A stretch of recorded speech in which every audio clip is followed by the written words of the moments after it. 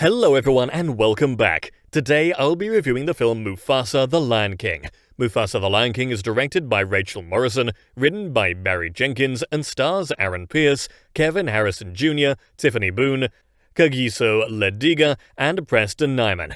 This is a Mufasa the Lion King movie review and there will be spoilers. If you like our movie reviews, please like this Mufasa the Lion King film review and subscribe. Once subscribed, click the bell notification box to be instantly notified of new reviews. Please also consider supporting us through a channel membership or by becoming one of our patrons on Patreon at patreon.com/FilmBook. And now, the Mufasa the Lion King movie review. It has been a disappointing year at the box office for good prequels. Transformers 1 told an origin story of Optimus Prime, and now Mufasa the Lion King tells the story of how Mufasa, our fearless original Lion King, came to become king. Co-director Barry Jenkins' hugely enjoyable Mufasa the Lion King, simply The Lion King 1 if you will. It should pick up traction at the box office in the coming weeks because it's a solid adventure film. Though Jenkins' new movie is light on plot, it keeps the action moving briskly, jumping from scene to scene with precision and fluidity, even though the humorous references to the Broadway musical version of The Lion King are wholly unnecessary and unjust. Talk of how one of the characters looks like a sock puppet on stage in the musical is just goofy here. But moving forward, Mufasa himself is a strongly developed character, and I enjoyed his story more than that of Simba's in the original The Lion King cartoon, although that 1994 movie had much better songs, which almost evens things out. This new prequel opens with an homage to James Earl Jones that is simply inspired, as we hear the legendary voice the great actor possessed. As Mufasa the Lion King begins its main storyline, Kiara, Simba's daughter, begins to be told by Rafiki about how Mufasa rose above his calling to become king. Turns out, Mufasa was separated from his family by a flood and came to be saved from hungry baby alligators by Taka. Of course, Taka grew up to become the vicious Scar, and those who know the story know that it didn't end too well.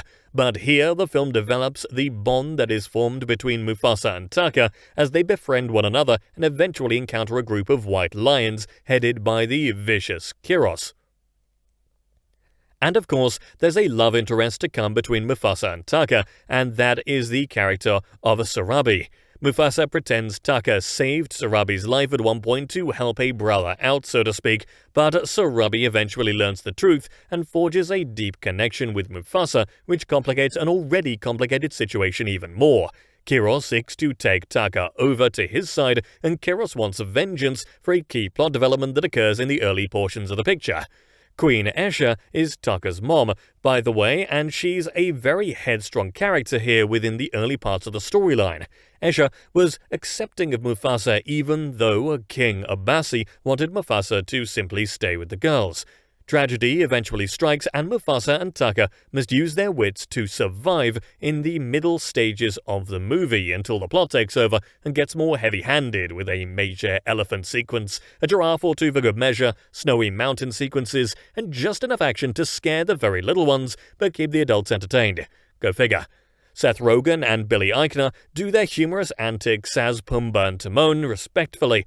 A little of those guys go a long way, and thankfully the movie doesn't focus too much on them, except in transitional sequences that progress the story along. Instead, Mufasa the Lion King is truly a character-focused film that doesn't make the action scenes exist with no rhyme or reason. There's a purpose for all the plot points that happen here, thanks to the way Jenkins keeps the momentum of the movie flowing so well.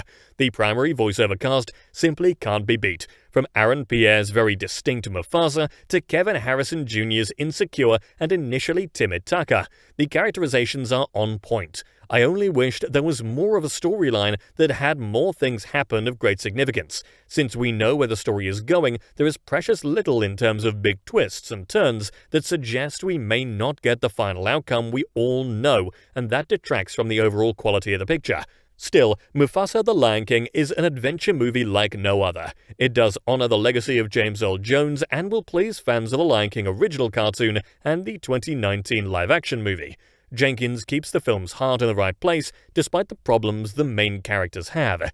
Their falling out does not become heartbreaking in its excesses, but the show must go on as the story typically goes, and this new film will entertain viewers and then some this holiday season with its roaring action and sensitivity. And that brings us to the conclusion of this Mufasa the Lion King movie review. I would love to hear your thoughts on it below in the comments section. If you liked what you heard during this review, please like this video and subscribe to the channel. Please also visit and subscribe to our podcast channel at FilmBook Podcast on YouTube. If you would like to get FilmBook's articles delivered to your inbox, sign up for our daily newsletter or download our Android FilmBook app for instant notifications. You'll find links to both in the description and on our website FilmBook. That's film-book.com. Thanks for dropping by, and I'll see you next time.